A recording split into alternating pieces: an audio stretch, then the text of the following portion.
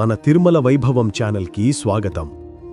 ఈరోజు మనం వినబోయేది విష్ణు పురాణం 46వ అధ్యాయం. ఇది యుద్ధం తుది మలుపులో జరిగిన కీలక సంఘటన. రావణుని తుదిదండు, బ్రహ్మశిరస్త్ర పన్నాగం సూచన, మాతలి సారథ్య జ్ఞానం, విభీషణుని ధర్మసూచన, చివరికి రావణ వధ మరియు అంత్యక్రియా ధర్మ నిర్ణయం. ఈ అధ్యాయం చెబుతోంది, గెలుపు అంటే కేవలం శత్రువును పడగొట్టడం కాదు, నియమం, నిగ్రహం, ధర్మంతో గెలవడం. ఉభయం. లంకలో ఆతృత. మునుపటి రోజుల పరాజయాల తర్వాత రావణుడు మరోసారి రణరంగానికి సిద్ధమయ్యాడు. కొత్త రథం, కొత్త కవచం, భారీ దళం. ద్వారాల వద్ద కృష్ణ కాకులు తిరగడం, ధ్వజం దగ్గర పొగరేఖ, రథచక్రంలో చిన్న చప్పుళ్ళు, అపశకునాల్లాంటి సంకేతాలు కనిపించాయి. విభీషణుడు మృదువుగా, అహంకారం తగ్గించు, ధర్మమార్గం ఆలోచించు అన్నాడు. రావణుడు పట్టించుకోలేదు. శక్తి చాలు అని రథమెక్కాడు. రామశిబిరంలో మాత్రం క్రమశిక్షణ స్పష్టంగా కనిపించింది. జాంబవంతుడు గస్తీలను మూడంచెలుగా అమర్చాడు. అంగదుడు ద్వారరక్షణ బిగించాడు. హనుమంతుడు గగన పర్యవేక్షణలో ఉన్నాడు. రాముడు సేనకు గుర్తుచేశాడు, పౌరక్షేమం ముందుగా, దూతధర్మం లంఘించకండి, రాత్రిదాడులు లేవు. మధ్యాహ్నం దిశగా 2 రథాలు మధ్యవీధిలో ఎదురెదురుగా ఉన్నాయి. రావణుడు మహారథంపై, రాముడు ఇంద్రరథంపై, సారథ్యాసనంలో మాతలి. రావణుడు గర్జించాడు, రాఘవా, ఇవాళ్లే తీర్పు. రాముడు సూటిగా అన్నాడు, తీర్పు ధర్మమే ఇస్తుంది. పోరు మొదలైంది. రావణుడు అగ్నిజ్వాలల బాణాలు, శూలాలు, మాయావలయాలు వరుసగా విసిరాడు. మాతలి రథాన్ని కోణం, వేగం, నిలుపు మూడింటిలోనూ ఖచ్చితంగా నడుపుతూ చిన్న సూచనలిచ్చాడు. ముందు అతని యంత్రాంగం మీదే దెబ్బలు, ధ్వజం, గుర్రసంధులు, రథయోగం, తరువాత ధనుస్సు. రాముడు అదే క్రమంలో ఆడాడు. ధ్వజం పడింది, గుర్రసంధులు దెబ్బతిన్నాయి, రథయోగం సడిలింది, రావణుని ధనుస్సు కూడా చెరిగింది. దీంతో అతని దాడి నీరుగారింది. కాని రావణుడు మాయా ప్రయోగాలతో మళ్లీ తీవ్రంగా దాడి చేశాడు. ప్రతిరూపాలు, తప్పుడు లక్ష్యాలు.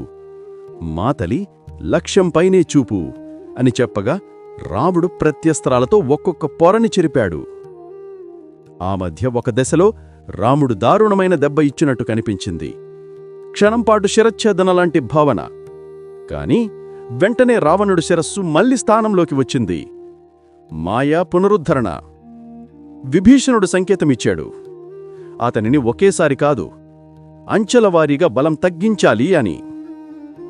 రావణుడు కోపంతో మహాశూలం సంధించాడు. మాతలి రథాన్ని లోపలికి ముడుచుకుని కోణం మార్చి శూలాన్ని పక్కకు తిప్పేశాడు. రాముడు శూల నాభిపై బాణం వదిలి మధ్యలోనే దాన్ని విరిచాడు. మాతలి చిన్నగా అన్నాడు, త్వరపాటు కాదు, సరైన కోణం, సరైన క్షణం. ఈ దెబ్బల సరళిలో రావణుని రథం దాదాపు పనికిరాకుండా పోయింది. ఆయుధాలు చల్లాచెదరయ్యాయి. ఒక క్షణం రావణుడు ఆయుధం లేని శత్రువుగా కనిపించాడు. రాముడు బాణం ఎత్తి వెంటనే దించేశాడు. ఆయుధం లేని శత్రువుపై దాడి, యుద్ధ నియమాలకు విరుద్ధం. సేన అంతా ఇది గౌరవంతో చూసింది. ఇది యుద్ధం మధ్యలో ధర్మం నిలిచిన క్షణం. రావణుడు మళ్లీ రథసామాగ్రి కోసం వెనక్కి వెళ్లాడు. తదుపరి విడతలో మరింత ఉన్మాదంతో వచ్చాడు. ఇప్పుడు అతను అత్యంత ప్రమాదకర సంకల్పం తీసుకున్నాడు, బ్రహ్మశిరస్త్ర పన్నాగం. మాతలి తత్క్షణమే రాముడికి పెదవి కదిపి చెప్పాడు, సమానస్త్రంతో సమాధానమివ్వద్దు, లోక విపత్తు, అంచెలవారిగా అణచండి. అప్పుడే విభీషణుడు కీలక సంకేతమిచ్చాడు. కవచజాలంలో ఎడమవైపు సడిలు ఉంది, హృదయ నాభిదిశగా దివ్య బాణం. రాముడు నిశ్చలంగా నిలబడి దివ్యస్మరణతో బ్రహ్మాస్త్ర ఇంద్రాయుధ సముచ్చయ బాణం సంధించాడు. బాణం కవచ పరదలను చీల్చి సూటిగా హృదయ నాభిని తాకింది. రావణుడు పర్వతంలా కూలిపోయాడు. యుద్ధం రంగం ఒక క్షణం మౌనంగా అయింది. వెంటనే వానరసేన జయధ్వని వినిపించింది.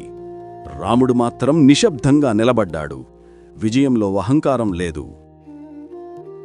ఆ వేళ అంతఃపురం నుంచి మాండవుదరి విలాపనం. విభీషణుడు ముందుకు వచ్చి రాముణ్ణి చూసి అడిగాడు, అధర్మీ అయిన అతనికి అంత్యక్రియలు చెయ్యాలా అని. రాముడు స్పష్టం చేశాడు, ధర్మరాజ్యంలో శత్రువుకైనా అంత్యక్రియ గౌరవం తప్పనిసరి. ద్వేషానికి చివరి సరిహద్దు శవపరిరక్షణ వద్దే ఆగాలి. విభీషణుడు రాజ్యోచితంగా అంత్యక్రియలు నిర్వహించాడు.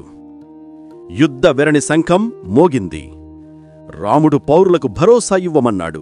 దోపిడీ నిషేధం, మహిళల రక్షణ, దూతధర్మం ఈ నిబంధనలను మరోసారి పునఃప్రకటించాడు. లంకౌద్ధారానికి పథకాలు మొదలయ్యాయి. రాజ్యం ధర్మోపాసనతో నిలబడాలి అని విభీషణునికి బోధించాడు. రాత్రి శిబిరంలో చిన్న సభ. జాంబవంతుడు గస్తీలు, సుషేనుడు వైద్యం, అంగదుడు ద్వారరక్షణ, హనుమంతుడు గగన పర్యవేక్షణ. ప్రతి ఒక్కరూ తమ తమ బాధ్యతలు బిగించారు. చివరిగా రాముడన్నాడు, విజయం ఫలితం కాదు, పద్ధతి కూడా. అదే మన పతాకం. ఈ రాయప్రాసరైన్య.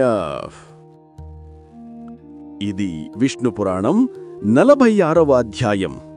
రావణుని తుదిదండ నుంచి రావణ వధ వరకు ధర్మం నిగ్రహంతో గెలిచిన రోజు. తరువాయి భాగంలో మనం వినబోయేది లంకోద్ధారం, విభీషణ అభిషేకం, సీతాపరిశీలన పీఠిక మరియు పుష్పక విమాన ప్రయాణానికి సిద్ధత, అంటే 47వ అధ్యాయం. ఇలాంటి మరిన్ని ఆధ్యాత్మిక కథల కోసం మన తిరుమల వైభవం ఛానల్ తప్పక సబ్స్క్రైబ్ చేయండి మరియు ఈ వీడియోను లైక్ చేసి షేర్ చేయండి. క్రింది డిస్క్రిప్షన్లో ఉన్న మన తిరుమల వైభవం వాట్సాప్ ఛానల్ లింకు ద్వారా తప్పక మన వాట్సాప్ ఛానల్లో చేరండి.